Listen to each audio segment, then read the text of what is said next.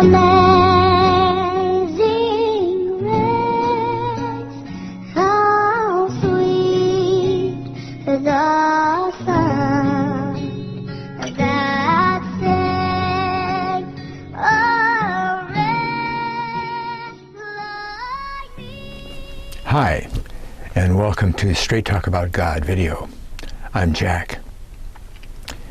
Britain, the throne of Europe. Pretty good. See, there are three very interesting coincidences in history, and they took over 2,500 years to coincide, right? But are there really any coincidences? I don't believe so. First off, we have to be reminded that the 12 tribes that came out of Jacob, they're called Jacobites, weren't they? But then Jacob's name got changed to Israel. Now they're Israelites, right? All 12 tribes are Israelites, okay? But only the tribe of Zebulun are Zebulunites. They're Israelite Zebulunites, aren't they? Right? The sons of Gad, they're not Zebulunites, they're Gadites, right? And so it goes on to the tribe of Judah. Only the tribe of Judah was called Judahites. Naphthalite, but then before the 12 tribes split into two complete different nations, the house of Israel and the house of Judah, in 921 BC, okay, long before that, after that, I should say, the Syria and the house of Israel were going to make trouble for the house of Judah below. And in 2 Kings 16:6 is the very first time that the word Jews is in the Bible. All they did was shorten the name, gave them a nickname Jew instead of Judahite, right? Easier to say Jew, isn't it? Okay? Okay.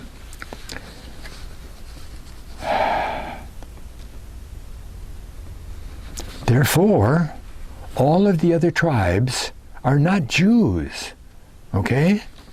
Even Benjamin, who was attached by God, attached to the tribe of Judah to make up the nation of Judah, they were not Jews. After they were conquered and went in captivity over to Babylon, then they came back after 70 years.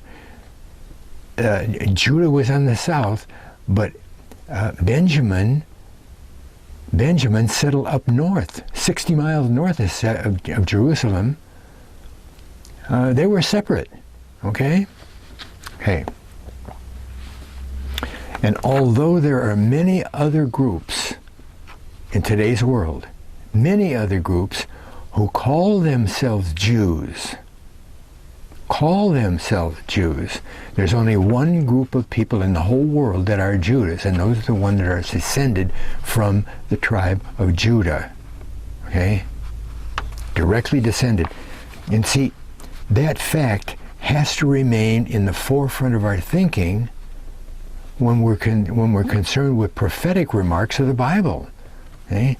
For instance, the Khazars, there are millions of Khazars nowadays, Khazars, who call themselves Jews. And most of the people nowadays call them Jews also. But they're not bloodline descendants of Judah. Okay? So it's only those people from the tribe of Judah that we're concerned with. All right? And without remembering this, anybody trying to understand the Bible or the history of the 12 tribes of Israel are going to arrive at false conclusions as to who those people are and where they are in today's world. Right? There's a famous Englishman called Ingersoll who did study the Bible. He studied the Bible and he came out and proclaimed that the Bible couldn't be trusted. Couldn't be trusted. Okay? Because it turns out that all of the promises and prophecies that God gave to the Jews got fulfilled by England. Because he didn't know anything about the lost tribes. Right? He didn't know that Ephraim was England, right? Because the house of Israel aren't Jews, right? And today's world is full of people, teachers, scholars, that say the 12 tribes of Jews, they're not 12 tribes, Jews. There's only one tribe. Okay? Now, the three coincidences that I want to look at are made clear by this understanding, right? And I've dealt with this before in different videos, but I wanted to deal with it in more detail in this one, okay? The very first fact, the one that grounds all of the rest, is what Jacob passed on when he died, okay? What he did was he divided the royalty and the nobility of the 12 tribes. Okay? And his division carried on until the split of the nations in 921 BC. Okay? And that's when the northern tribes separated themselves from the two southern tribes and became the nation, the house of Israel. Right? And 6 other different names in the Bible. House of Isaac, house of Jacob, house of Joseph, all those, okay?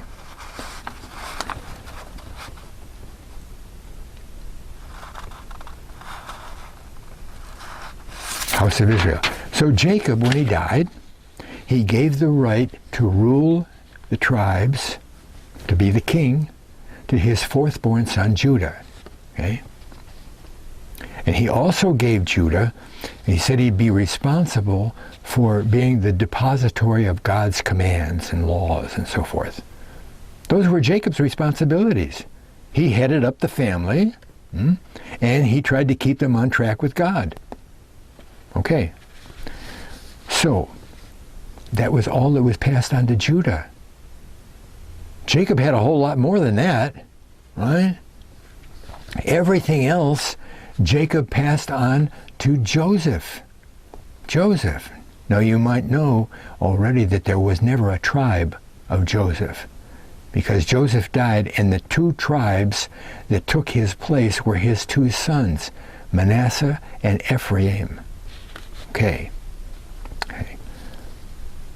So everything else that Jacob had was passed on to Joseph and then went to Ephraim. Ephraim. Not Manasseh, Ephraim. Okay? And the Bible repeats itself by saying that Joseph, Ephraim, got the birthright. Right. But his older son, Manasseh, in Genesis 48, was adopted by Jacob and told by Jacob that he would be a great people, a great nation. Okay? But that wasn't part of the birthright.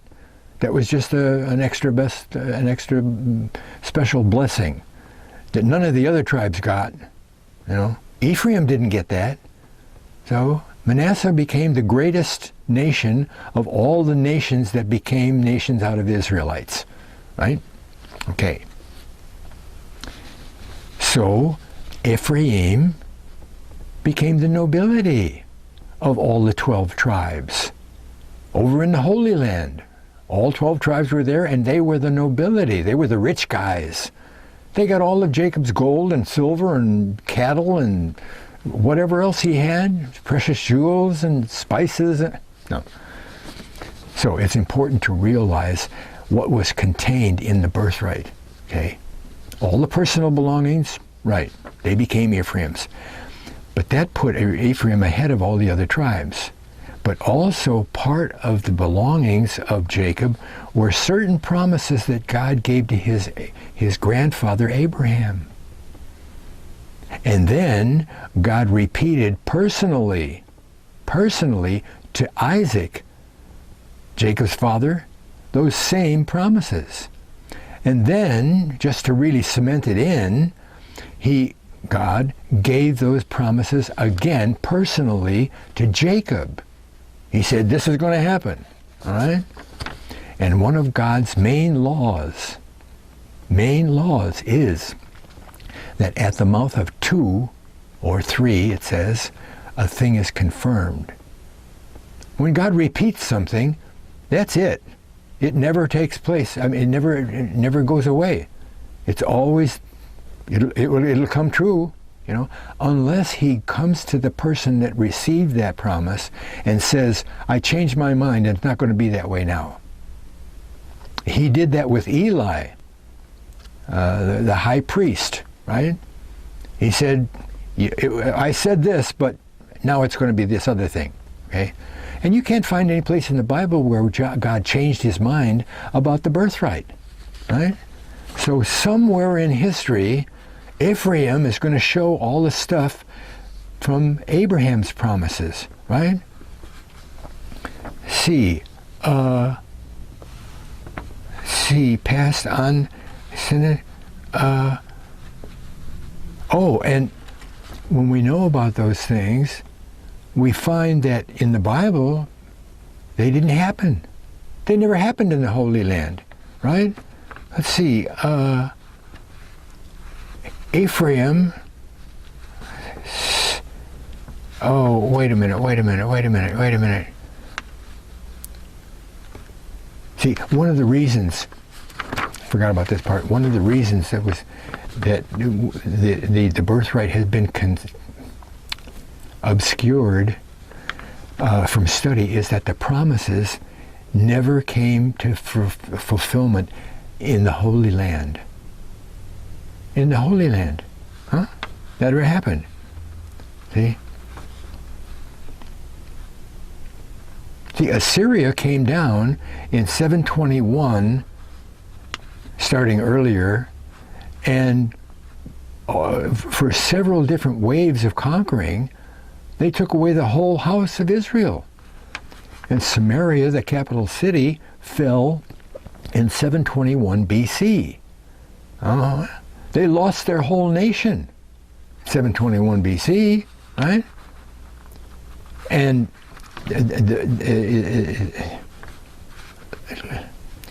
see, Ephraim was promised that his descendants would become a company or a multitude of nations. Now, a company isn't one at a time through history. A company is nations existing at the same time, all at the same time. There's a second promise that was given to Abraham. Kings. Kings. Many kings reigning over those many nations would also be part of the birthright. Okay. And neither was the promise of that reigning over the nations fulfilled by the Assyrians. Okay. And a third promise of so many descendants that they would number like the sand of the sea or the stars in the heavens still didn't happen.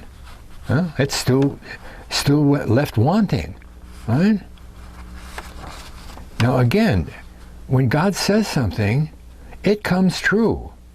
Even if it's 2,500 years later, it comes true. And he hasn't changed his mind. And regarding the birthright promises, can't find them, Well, did they come true? Or didn't they come true? Are they still waiting to come true? Who knows? We do. Yeah, because the answer's right there in the Bible. God told the Israelites in the wilderness, right after the Exodus, all right? He told them, when you get to the Holy Land, you do it my way, my commands, my statutes, you do it my way, I'll bless you. You'll be blessed, you'll have prosperity, milk and honey, blah, blah, blah, blah, blah. But if you don't do it my way, I'll punish you. I'll punish you 7 times. 7 times? Okay. And not only does he say that once, he says it 3 different times. 3 times in the same chapter. I'll punish you 7 times. You do it right or... okay. Well, I'm not going to go through all the research that you have to do to find out what 7 times amounts to. But I'll tell you that 1 time is 360 years. That's where we get to this 2,500 thing. See, 7 times 360 is 2,520 years. So from whenever the punishment starts, 2,520 years has to go by before the punishment quits, and then the punishment's over. Okay? 7 times. Okay? But now we've got one solid fact to go on. 2,520 years. When does that start? Well, we know from the Bible that the house of Israel, the northern nation of Israelites, after the split in 921, they went completely over into paganism. They were doing a lot of paganism before that anyway, but they went completely over to paganism. So much so that the Levites, they split and they went down south to the Judah. You know? Right? And then Jeroboam set up images, golden calves, the sign of Ephraim, golden calves up at Dan and Bethel, and said, well, you don't have to go all the way down to Jerusalem. You know, that's a hard trip. You can go to these temples here. You know? And they did that for 200 years. And God didn't like that. So he allowed the Assyrians to come down from the north and beat up on them, right? Let's see.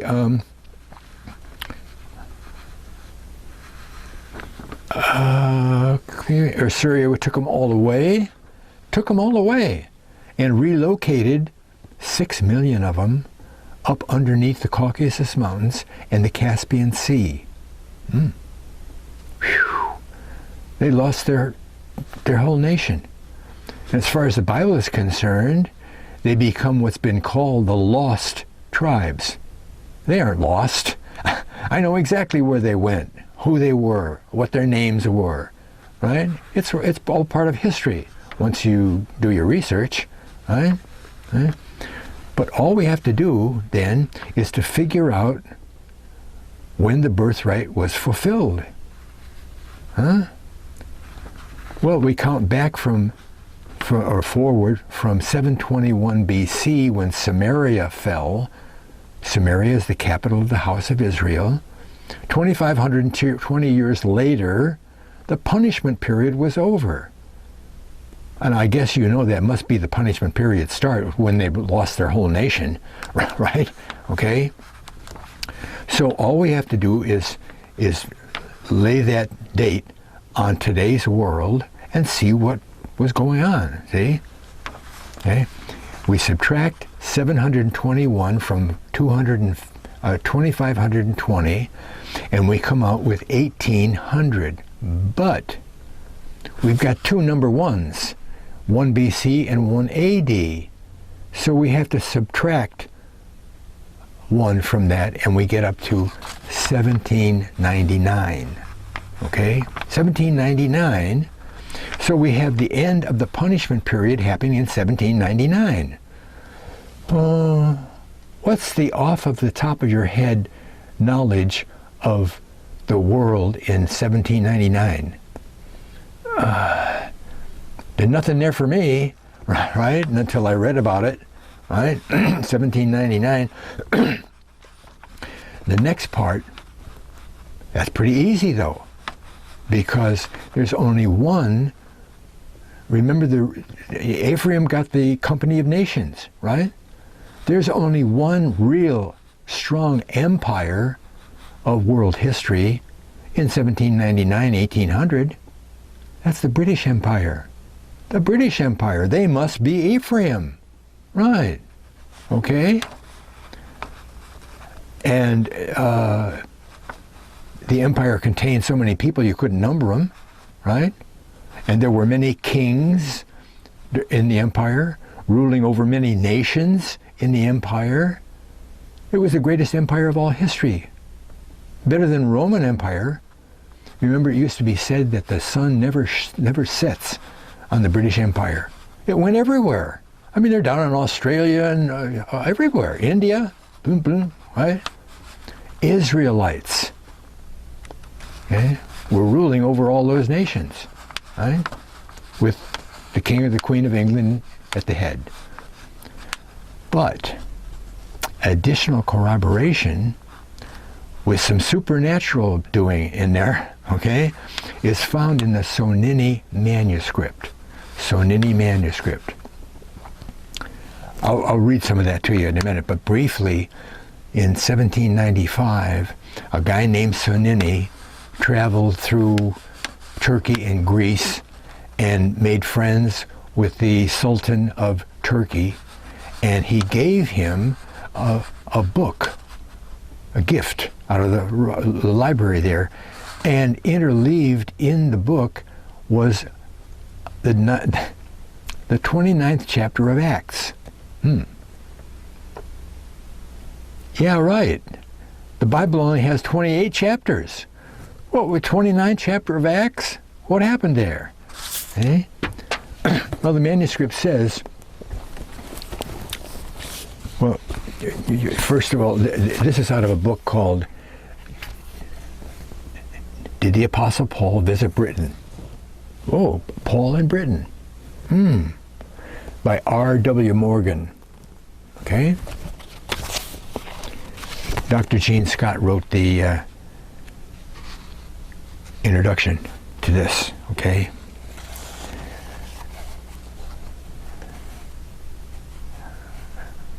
So he got it in 1795.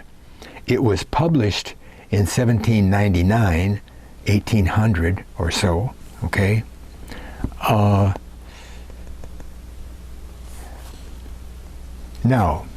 Now here's the kicker. If you believe Leviticus 26, the promise of God linked to the curse of God, that once these people entered the promised land and disobeyed him, he would punish them 7 times, and 7 times is 2,520 years, okay?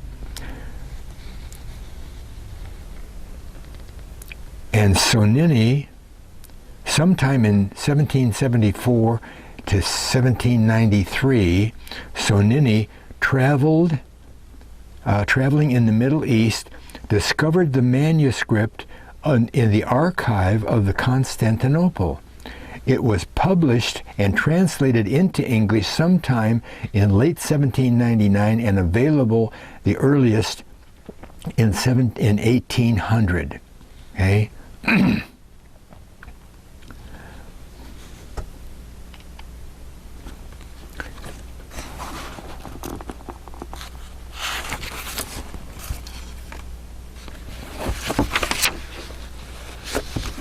Here's the actual,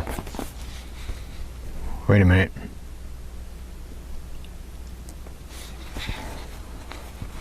Here's what it says, okay? Verse 1, and Paul, full of the blessings of Christ and abounding with the Spirit, departed from Rome. From Rome. Remember in the Roman letter, Paul tells his cousins, his family, up there in Rome, he says, I've got to go to Spain, but on my way there, I'll try to stop by and, spend some time with you guys. We know he went to Spain. It doesn't say in the Bible he went to Spain, but it says he's going to Spain, and he did. Okay? He departed from Rome after visiting with his cousins, determining to go to Spain, for he had long time proposed to journey thitherward, and was minded to go there from thence to Britain. Okay?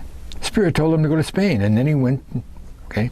For he had heard in Phoenicia that certain of the children of Israel, about the time of the Assyrian captivity, had escaped by sea to, quote, the isles afar off, unquote, as spoken of by the prophet Ezra and called by the Romans Britain. Okay. Verse 3, and the Lord commanded the gospel to be preached far hence to the Gentiles, nations, and to the lost sheep of the house of Israel. And no man, verse 4, no man hindered Paul For he testified boldly of Jesus before the tribunes and among the people, and he took with him certain of the brethren which abode with him at Rome. Luke was in there, wasn't he? Luke was with him on the later parts of the trip. So he was with them now. That's why the 29th chapter. God tucked this thing away for a reason, so that it would be discovered later. Right? And much people gathered, verse 5, much people gathered together in the towns and the villages and the hill country, and they heard of the apostles and many of the miracles that he had wrought. 6. And Paul preached mightily in Spain, and great multitudes believed and were converted, and they perceived that he was an apostle sent by God. Now, and they departed from Spain, and Paul and his companions, finding a ship in America, sailed unto Britain, and were therein, and they were therein, and passing along the south coast, they reached a port called Raphinus. Okay, and then there's an explanation included in here, in parentheses. Right, it's not part of the thing, but Raphinus was the Roman name for sandwich. Okay, it's down on the south coast, down a little bit south of the Thames River. Okay, they landed there. In Sandwich in Kent. And in Saxon times, it says, in Saxon times, still standing in Sandwich was an old house called the House of the Apostles. And the tradition has it that Paul was one of those apostles. Now, verse 8. Now when he had voiced abroad that the apostle had landed on their coast, great multitudes of inhabitants met him, and they treated Paul courteously, and he entered in at the east gate of their city and lodged in an Hebrew, the house of an Hebrew, one of his own nation. Now it doesn't say anything in here, it doesn't give the detail that from Sandwich he went up and down the Thames River to London. Okay, because verse 9 has to do with London, right? And on the morrow he came and stood on Mount Ludgate Hill and Broadway, where St. Paul's Cathedral now stands in London, England. And the people thronged at the gate and assembled in the Broadway, capital B, and he preached Christ unto them, and they believed the word and the testimony of Jesus. Why was he received so greatly here? Because it was 25 years after Joseph of Arimathea, along with Mary, the mother of Jesus, Mary Magdalene, Martha, and Lazarus of the family, and some disciples, took ship and wound up eventually in Glastonbury, England, not far from London. And for 25 years, disciples traveled up there. Joseph of Arimathea had a fleet of like 400 ships, and he was a noble of Rome and plied the tin trade from England, Britain, down into Rome. Noblesse de Curie was his title. He was a high mucky much Rick guy. Whoa, right. And he was Jesus' uncle. He's the one that took Jesus down from the cross and brought Jesus very many times while those 18 lost years of Jesus took him with him. And one time, Jesus spent a whole year up there in England, up in Glastonbury. Okay? So he had schools going, and disciples coming and being trained to be missionaries, right? right after Christ. He was in Glastonbury doing his job 2 years after Christ died and resurrected, 33 AD. Almost right away, he left because the persecution happened, right? And they left and they went. And they dropped off Mary and Lazarus and Martha in the south of France, and they did a whole bunch of missionary work and establishing churches in the south of France. Okay? That's why he was accepted so well. Paul was in Britain, right? They knew all about him. See? And on the morrow, he stood. Verse 10. This is the supernatural part. Okay? People don't prophesy being overcome by the Spirit by something they made up by themselves. They're overcome by the Spirit. They have no control over this, and they just and then they preach. They prophesy, right? And at even, he preached all day, I guess. At even, the Holy Ghost fell upon Paul, and he prophesied, saying, "Behold, in the last days." Well, when is this? Huh? This was probably around 60 A.D. We'll give him time to spend there and then make his way back toward Rome and be beheaded on the Appian Way before he got there. Okay? So this is around 58, 59, 60 A.D. Okay? But it said in the last days. Well, what's the last days? Well, the last days could easily be the last 200 centuries, two centuries, right? 200 years. That could easily be that. Okay? It is now, okay? Behold, in the last days, God, the God of peace, shall dwell in the cities. Oh, God's going to be the main thing in the cities, these cities that are in England, and they'll be at peace. They'll be at peace with their old enemies, because another prophecy says that the lost tribes will be far away from their old enemies. They won't be bothered by them anymore, because they're now in England instead of down in the Middle East, right? And the inhabitants thereof, of these cities, shall be numbered. Oh, they're going to take up a census. Okay. The very first census, very first one, happened in 1799, 1801. Very first one. They shall be numbered. And in the seventh numbering of the people, their eyes shall be opened, and the glory of their inheritance shine forth before them. The information is going to be in the manuscript, and they'll have that, it be available, but not very well spread yet, by 1800.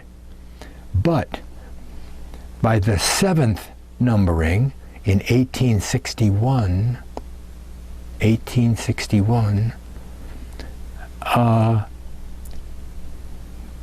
they'll know who they are. See, the nations, it goes on to say, the nations shall come and worship on the mount that testifieth to the patience and long suffering of a servant of the Lord. Talking about himself there. The patience and long suffering of me. Only the Holy Spirit is talking. And people from all over the world will come and worship and say, gee, you know, Paul, that's where St. Paul's is built in London. That's where he was prophesying, all right? Well, it wasn't only the Sonini manuscript that showed that there were Israelites in England. In the early and middle 1800s, British archaeology really blossomed. And the Assyrian tablets were dug up, and Behistun rock was translated, and both of those finds are major contributors to the fact that all the names of the Israelites of the house of Israel who were conquered by the Assyrians, because the Assyrians and the house of the Behistun rock says this, their names were changed to Assyrian names, like the Saka, Sakasuni, Kamerioi in Greek, which is Sumerians in English, Qumri, Iskuza. Those are all the names of history that we know about. But the history books don't say these Iskuza are really the Israelites. But that's what it says in the tablets and Behistun rock, right? And it was all done by Englishmen. So the word get back to England and artifacts and so forth, history in the English history and the museums, right?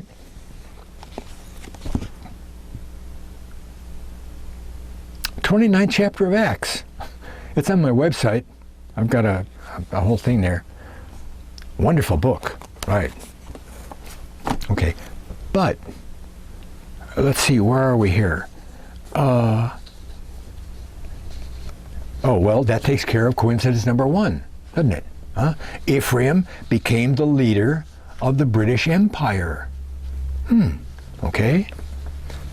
Coincidence number 2 has to do with Ephraim's older brother, Manasseh, right? Remember, he got the blessing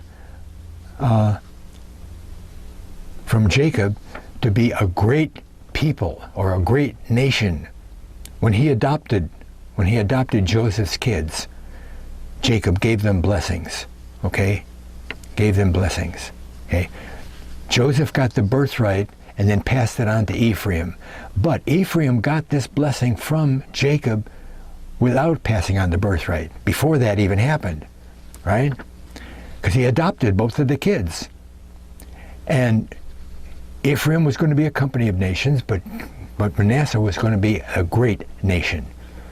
So of all of the nations that the tribes became, Manasseh would be greater. And I take that to mean that he'd be the greatest nation of history, the way the British Empire was the greatest empire of history, okay? But how does Manasseh fit into the 2,520-year prophecy, the punishment period? Well, what we have to remember is that Manasseh lived in 2 different places, okay? 2 different places. One place was the west side of the Jordan River, half tribe. The other half tribe lived on the east side of the Jordan River with 2 other tribes. There were 3 tribes over there. On the north tribe was Manasseh.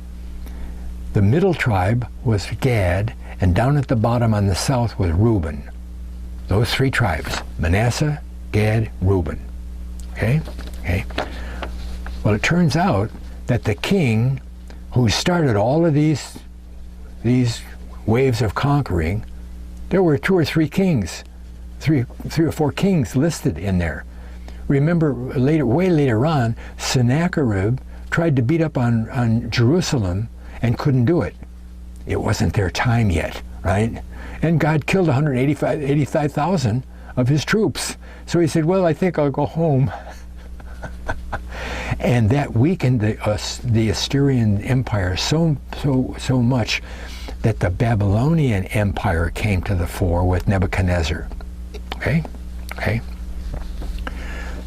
But the king who started the whole thing was Tiglath-Pileser, and he started this conquering in 745 BC.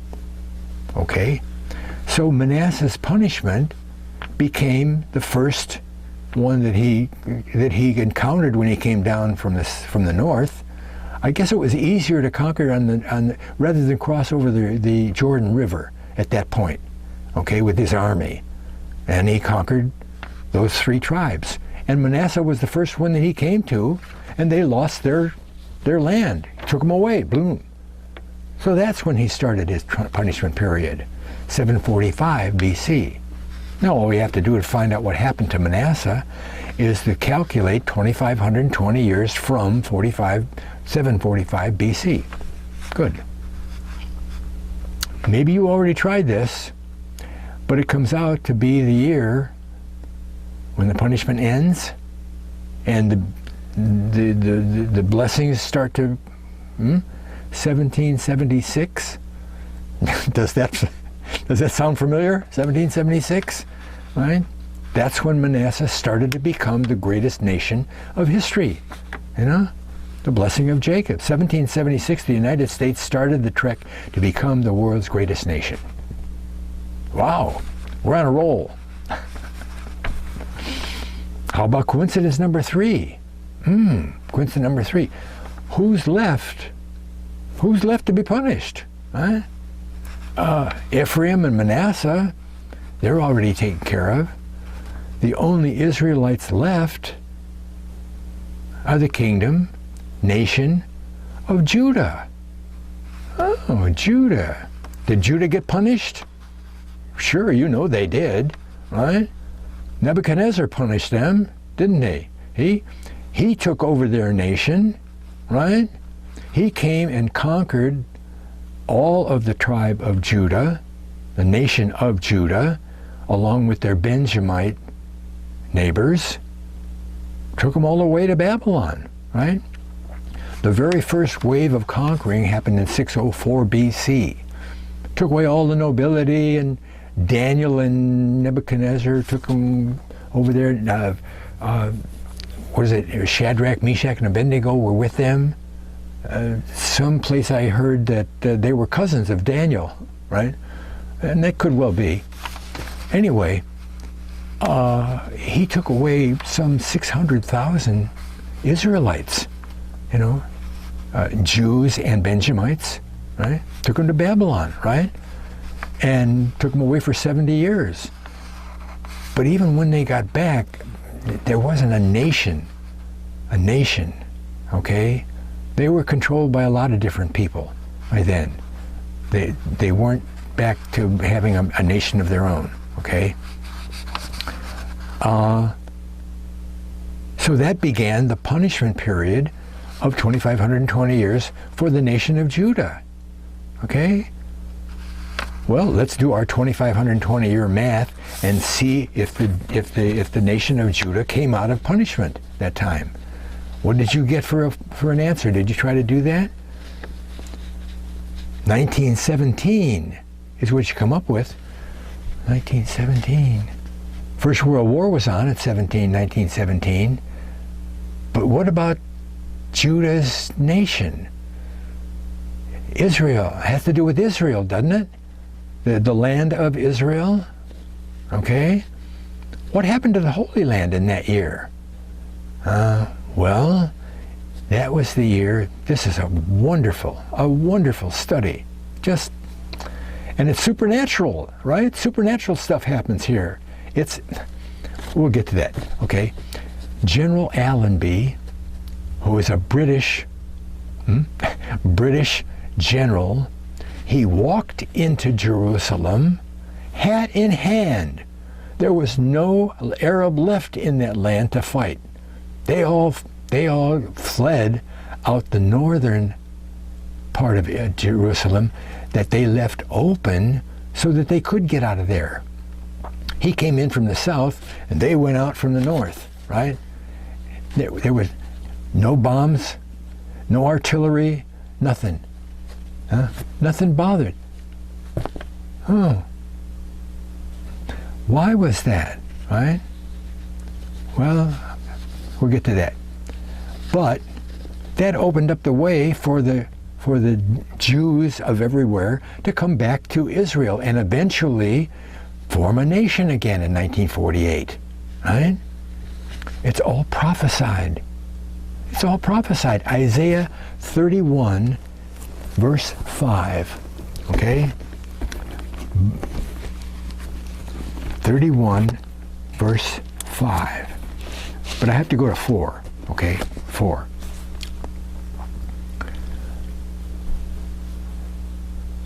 For thus hath the Lord spoken unto me.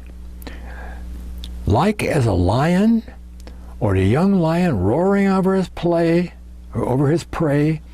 when the multitude of shepherds is called forth against him, he will not be afraid of their voices, nor abase himself for the noise of them. So shall the Lord, like those lions, so shall the Lord of hosts come down and fight for Mount Zion.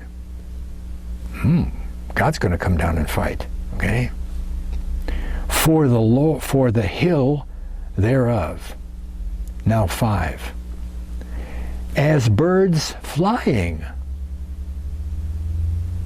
so will the Lord of hosts defend Jerusalem. He's going to come down and fight for Zion, and he's going to do it like birds flying. The RAF had just wiped out or made flee not only the Arabs, but the Luftwaffe. Germans had control of the air. They had air superiority. And after all the fighting and stuff, they were conquered. They were pushed out of the land, and the RAF took over air superiority. So they could drop a bomb, they could strafe, they could wipe out the Arabs, they could do anything they want, right? They didn't have to worry about the Luftwaffe coming in and spoiling it, okay? That's one. Those were the birds. The birds flying is the RAF. As birds flying, so will the Lord of hosts defend Jerusalem. And what happened then? Defending also, he will deliver it. L&B will just walk in. It was delivered into his hands. And it says, and passing over, he will preserve it. You will not damage my city. I'm going to come down and fight. Right?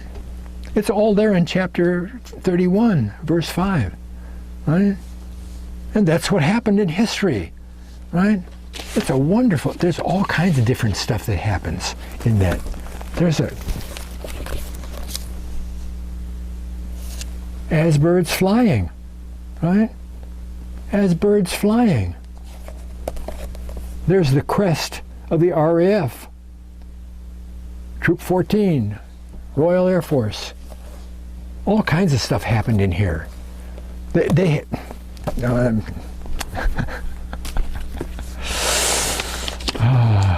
Okay. Where were we here? Birds flying. I've got a video, another video called Jax, Jax 59B, as birds flying. So I go into a lot more detail on that. You can pick that up if you want. Okay. So, with the help of a lot of research into the lost tribes, we find that France turns out to be the tribe of Reuben. The main hegemony of France is Reuben. There are other tribes mixed in, but the main tribe is France, is Reuben, okay? Denmark was founded by the tribe of Dan, as was Sweden, and other places. Dan was a lot of different places. The Netherlands is a Zebulun, and you can find prophecy about that too. And it turns out a major portion, remember those 6 million people out of the house of Israel, and maybe 100,000 or so from the tribe of Judah, from the nation of Judah, because Assyria didn't stop at the house of Israel. Again, Sennacherib was all the way down there trying to get hold of Jerusalem. Couldn't do it. So they were in the south too. A lot of the nation of Judah went with the house of Israel. Okay? House of Israel. So a major portion, I think at this time about 5 million people, split into two different sections and became the Scythians and the Cimmerians of history. And we know all kinds of stuff about them. We have detailed history about the Scythians. You know, they were a major nation of history in the olden times. There were 4 million of them up there, you know, 3 million of them up there. I think that 2 million were the Scythians, the Cimmerians, and 3 million were the Scythians. Okay, and wait a minute here. See, and these two groups made their way west and populated Northwest Europe and the British Isles, right? Right? While Manasseh got settled in the United States. Manasseh is the United States, right? Additionally, that's another part. You know, God provides all this stuff that He says. He said, Judah, you'll be the king, right? He never took that away.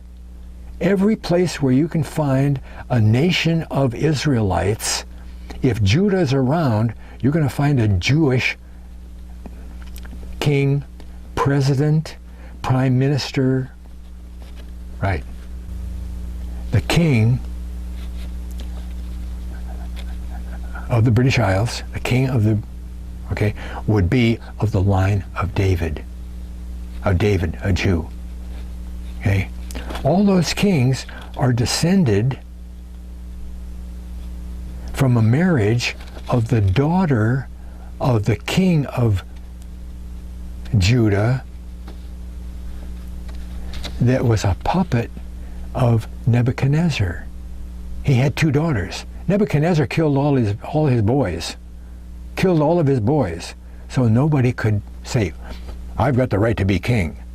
I'm the king of... No. But he didn't kill the daughters. And the daughters could inherit. So the daughter of, one of the daughters of King Zedekiah was taken by Jeremiah to Ireland and married off to the High King of Ireland. Well, now Zedekiah was out of the line of David. David was out of the Judah line of Pharez. Remember, Judah had twins, right? Pharez and Zara.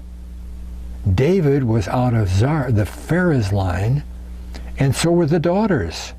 So Zedekiah. So the daughter, Teotephi was her name.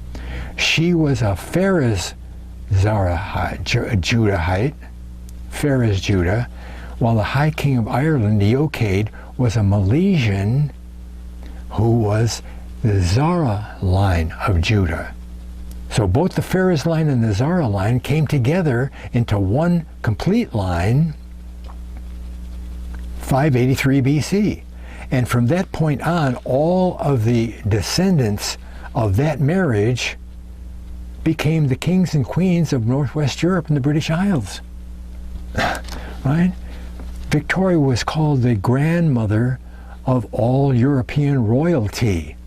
They were all related, right? Queen Elizabeth that just died, she traced her line back to David. Public knowledge, okay? Almost every one of our presidents, save one, at least up until Kennedy, and even after Kennedy, were all traced their line back to European royalty. They're all out of Judah, right? Okay? Jeremiah brought him there. And this picture, the picture that inspired this whole talk, was what I got. I backed away in my imagination. I backed away from the map of the earth, and I saw the British Isle and Northwest Europe. Okay? And I backed away and I saw that, and I said, Ephraim, I saw Ephraim sitting on the throne of the Isle of Britain, right? The tribe of Ephraim is sitting on the Isle of Britain, facing all of the tribes of the house of Israel. You know, Dan, Reuben, Netherlands. Okay? Huh? And also I found that a few, not all, but some of the tribes of Israel, they took up and founded nations in the same kind of geographical situation that they had in the Holy Land. Ephraim is on the west side of water, Jordan River, right? Reuben, France, is on the east side of Jordan River and the east side of the English Channel, right? Dan is up north. They had a plot of land up north in Denmark and in the Holy Land, right? And this fulfillment is also, this is also the fulfillment of the king. Okay, remember I said that? Chapter 41 of Isaiah. 41. Now you got to remember that there's no chapter and verse when this was written. Okay? When Isaiah wrote this down, this is all one big long story, right? And I call Isaiah the book of Israel because I guess, but it's an educated guess, okay, that 90% of all the prophecy in Isaiah is to the house of Israel. And that's especially true after chapter 40. From then on all the way, it's all about how the house of Israel will interact with Jesus. You know? So he's talking to the house of Israel here, and in chapter 40, verse 29, okay, just to start. He giveth power to the faint, and to them that have no might he increase strength. Even the youths shall faint and be weary, and the young men shall utterly fail. But, verse 31, but they that wait upon the Lord, wait. He's telling them to wait here. You know? Anybody that waits, those that wait upon the Lord, shall renew their strength. They shall mount up as wings, with wings as eagles. They shall run, not be weary, and they shall walk and not faint. Anybody that waits on the Lord is going to be okay. Now let me tell you who they are, because this is now the first verse of 41. And he says to them, he says, keep silence before me, O islands. Anybody who waits on the Lord is going to be good. Now, you just stop and you wait and be silent, O islands. Okay? And in the context of all this house of Israel stuff, it has to be the house of Israel in the islands, right? And it's not Crete, you know, and it's not Cyprus. It's the islands of far off, Isaiah says in a bunch of places, 2 or 3 places. Okay? Keep silence before me, O islands, and, as he said in the last chapter, let the people renew their strength. Let them come near, let them speak, let us come near together to judgment. Wow. Okay. Islands. The British Isles, okay? I think we have to go on from there. British Islands. Go to judgment together. Right, we go on. See, because it locks it down after that. Even about Jeremiah. Where's Jeremiah come from? Middle East. Middle East is east from the British Isles, right? We're just talking about the Isles here. What's happening with the Isles? God goes on to say in verse 2, who raised up the righteous man from the east? Who did that? A righteous man was raised up from the east. And it has something to do with these islands here. Righteous man, who did that? God's asking, who did that? Right? Raised up. And called him to his foot, and gave the nations before him, and made him rule over kings, and he gave them as the dust to his sword, and as the driven stubble up to his bow. He pursued them and passed safely, even by a way that he had not gone with his feet. Can't get from the Holy Land over to the British Isles by foot. You have to take a ship. That's what Jeremiah did. Jeremiah came from the east. Jeremiah knew about Ireland. David knew about Ireland. Jeremiah had David's harp with him when he came there. That's why it wound up on Ireland's flag. Okay? He knew where we was going. He said, well, I guess we'll go to Ireland. Huh? Maybe God told him that, but he knew where he was going. That's where he wound up. Okay? He said, who hath run it? Who hath wrought and done it, calling the generations from the beginning? I, the Lord, the first, and with the last. I am he. You islands, shut up and wait for a minute. Okay? Renew your strength. They lost all their strength and they lost their nation.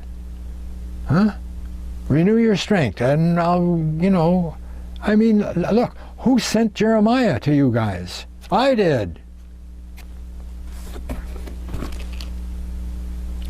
Wonderful stuff. It never ends, right? Oh, let's see if we can find our place here. Fulfillment, keep silent before me, O islands. 2 and 5. Okay, the islands, the house of Israel is renewing its strength in the islands. And from that point, we find in history the house of Israel took up the task, once they renewed their strength, took their task that God gave them originally. Starting absolutely with Abraham, but after that, he gave the Israelites the task of becoming God's oracle to the rest of the world. Get out the word to the rest of the world that God is going to set up a kingdom on the earth. That was their job. Well, the nation of Judah, they never did it. They lost their nation and didn't have anything to do until 1948, And by 1948, the British and American Bible societies of the time went everywhere on the earth. Everywhere. Doing what? Sending missionaries. Okay? They were the people that took the word of God setting up his kingdom to the rest of the world. Okay? See, by the time of Jesus, 400 years later, the lost tribes were there for 400 years or so in England and Britain. They renewed their strength, and now they could send out missionaries and get the word to the rest of the world that pretty soon, in a few hundred years, that's why we find two things at the mouth of two things that Jesus said to his apostles, right? First of all, in Matthew 15:24, He says this, quote, "But he answered and said, I am not sent." There's only one reason why I was sent. I am not sent, but for one thing. One thing. Surprise. It wasn't salvation, right? I am not sent, but unto the lost sheep of the house of Israel. The house of Israel. Not for Israel, not Judah, the house of Israel. Not the children of Israel, because that would include Judah, wouldn't it? The house of Israel is the northern kingdom, house of Israel. And then, when he's getting his apostles ready to go out, this is what he says to them in Matthew 10, verses 5 and 6. "These 12 Jesus sent forth and commanded them, saying, Go not into the way of the Gentiles, and into any city of the Samaritans enter ye not, but go rather to the lost sheep of the house of Israel." That's where they went. I did a whole video on just knowing where the apostles went will tell you where the lost tribes are. And that's why Paul went to Britain. He said, "Oh, there's Israelites there? Well, Jesus told me to go to the Israelites, so here I go." I went to Spain, all those Milesians and the tribe of Reuben and everybody, I went there.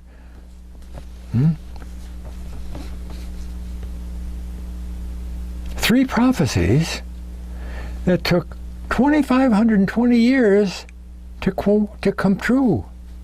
What? And they land right on target, right? Ephraim becomes a company of nations. Manasseh becomes the greatest nation of world history.